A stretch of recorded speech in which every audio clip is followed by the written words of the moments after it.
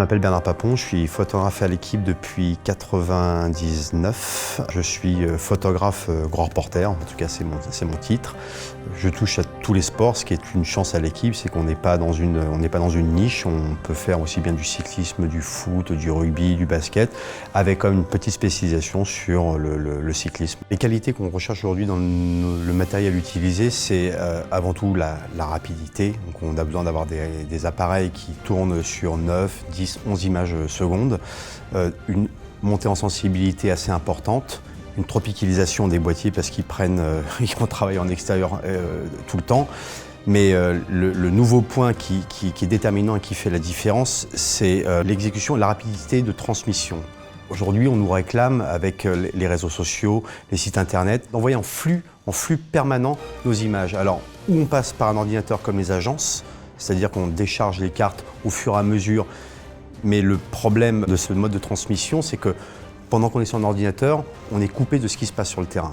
Et nous, on ne peut plus être coupé de ce qui se passe sur le terrain parce qu'on est d'abord journaliste et on doit avant tout raconter en permanence ce qui se passe sur le terrain. Et le WT5, qui est un accessoire qui nous permet de transmettre en Wi-Fi et en instantané nos images, nous permet de sélectionner derrière l'appareil photo en temps réel l'image qui nous intéresse et de l'envoyer avec une pression de 2 boutons. À partir du moment où vous êtes connecté, vous avez un réseau qui tient la route, c'est fantastique. Les photographes qui ne sont pas encore équipés avec le WT5 me demandent souvent comment parrainer, comment ça fonctionne, est-ce que c'est compliqué, mais en fait ça n'a jamais été aussi simple. Dans ma compagnie, nous travaillons avec des serveurs FTP. Nous envoyons des images sur un serveur FTP. Donc je vais vous montrer maintenant comment créer et parrainer avec votre galet et votre appareil une connexion FTP. Vous rentrez dans votre menu et dans votre menu, vous allez ensuite sur Réseau WT5. Vous l'activez. Et ensuite, vous allez tout simplement dans Paramètres réseau FTP. Nous allons faire créer un profil. Assistant de connexion, c'est lui qui fait tout. FTP, on valide. Vous le renommez. Vous appuyez sur éventuellement la petite touche poubelle pour effacer le nom d'origine. On va l'appeler test. OK, je valide. Ensuite, rechercher un réseau sans fil. C'est ce qu'on souhaite. J'ai mon WT5, mon galet, qui est allumé. Il va me le détecter. Et donc, il me le trouve. Domino D62A, c'est mon galet. Il me réclame une clé de cryptage. Je clique 2 fois. Et ma clé est indiquée ici. Je vais donc la reproduire sur mon boîtier. Je valide en appuyant sur OK. Il va chercher à se connecter au galet. Voilà. Il m'indique donc qu'il est connecté. Donc le parrainage vient d'être établi. Est-ce qu'on veut une détection automatique ou manuelle? Automatique. Voilà. Il m'a donné mon adresse IP et mon masque. Je continue.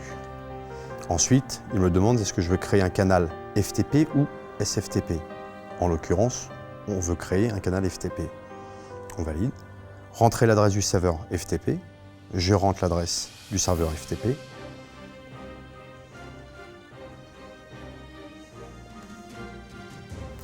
Est-ce qu'il veut une collection anonyme ou un nom d'utilisateur? En l'occurrence, mon FTP utilise un nom d'utilisateur, donc je vais le rentrer.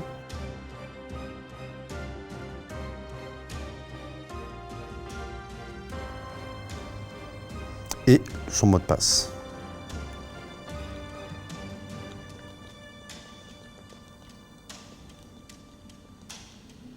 Je valide. Il est en train de se connecter. Et une fois qu'il sera connecté, il va me réclamer ou un numéro de dossier, je n'en ai pas, et donc il va me demander si on peut établir une première connexion. Le parrainage est juste terminé. Donc, mon galet, je vérifie, il est bien connecté, je suis en 4G, je suis plein pot, donc on a une très bonne connexion. De nouveau, je viens. Dans ma connexion réseau, je l'active donc. Dans mes paramètres réseau, il y a ma ligne que je viens de créer, FTP 4G équipe. OK. Le boîtier va se parrainer avec mon routeur et il cherche une connexion. J'ai vérifié avant, nous sommes en 4G, nous avons une excellente connexion, ce qui est absolument parfait pour nos démonstrations. Voilà. Le nom de ma connexion, FTP 4G Équipe, passe en vert, ce qui m'indique évidemment qu'il est connecté avec en plus le signal réseau qui se trouve en bas à droite. En bas, à côté de REM, vous avez 4 chiffres, 4 zéros. Ces 4 zéros m'indiquent qu'il n'y a aucune photo en cours. Et en gros, à côté, vous avez heure, minute, seconde, qui est en fin de compte un compte à rebours qui servira quand vous envoyez des images à vous savoir où vous en êtes. On va envoyer une image brute, c'est-à-dire que c'est un fichier JPEG plein pot. On va donc sélectionner une image, la première qu'on trouve sur l'appareil photo. Celle-ci me convient parfaitement. Je décide de l'envoyer. Ma méthode à moi, une méthode très simple. Vous appuyez sur OK et le petit centre du joystick. Là-haut, un éclair vert apparaît. Il vous indique donc qu'il est en connexion et quand vous appuyez pour vérifier derrière, vous avez bien une photo en envoi et derrière, le temps, normalement, elle devrait mettre à envoyer cette image. Donc on voit le temps d'écouler, on va attendre et quand on va arriver à 0, l'image est arrivée. Quand vous revenez ensuite dans votre galerie d'images, le petit éclair qui était vert, qui vous indiquait que votre boîtier était connecté donc à un réseau, était en envoi, passe en bleu. Le bleu vous indique que le fichier a été transmis. Le seul inconnu qu'on a aujourd'hui, c'est le réseau. Vous avez un réseau qui tient la route, c'est nickel. Vous n'avez pas de réseau, ça devient très compliqué. Si le réseau est moins bon, heureusement les constructeurs ont quand même prévu de pouvoir compresser les images. Et là, il y a différents moyens de les compresser. Il y a différents moyens surtout de programmer son appareil photo parce que les appareils photo sont programmables.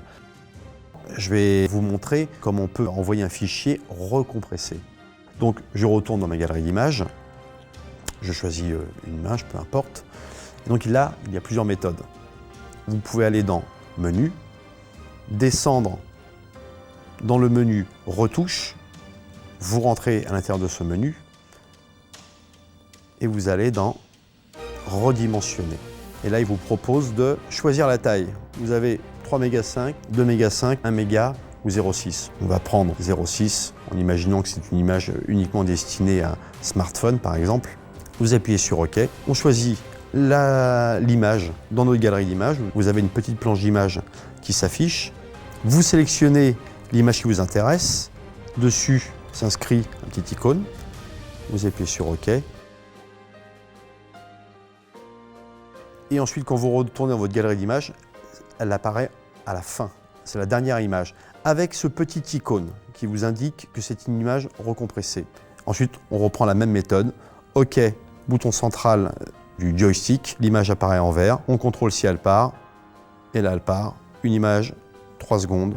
Et voilà, l'image vous indique qu'elle est passée. Maintenant, il y a également une méthode qui permet d'éviter, pour recompresser une image, de rentrer dans le menu, de faire tout le système un petit peu fastidieux de menus personnalisés, retouches, etc., etc., etc. Vous appuyez sur OK et vous allez sur la droite de votre joystick. Et là, il vous offre le menu retouche. Vous allez dans Redimensionner, choisir l'image, choisir la taille. Vous suivez OK, OK. Votre image, encore une fois, arrive en queue, les deux boutons en même temps, et c'est parti. Cette méthode vous permet d'envoyer des images avec un raccourci. On a un boîtier qui est paramétrable dans tous les sens. Tous les boutons quasiment ont une fonction, sont assignés avec une fonction d'origine. Et encore une fois, de mes astuces pour un gain de temps surtout, puis éviter d'avoir les doigts qui commencent à se balader partout sur le boîtier, c'est de paramétrer les deux boutons qui se trouvent ici. Vous avez peut-être remarqué dans la vidéo que je faisais apparaître mon menu retouche et mon menu réseau sans jamais y toucher. En fait, l'astuce, dans le menu retouche, je clique sur ce bouton-là et là, automatiquement, quand j'appuie dessus, je fais apparaître mon menu réseau. Ce qui me permet de contrôler en permanence, juste en appuyant sur ce bouton-là, si ma photo passe ou pas.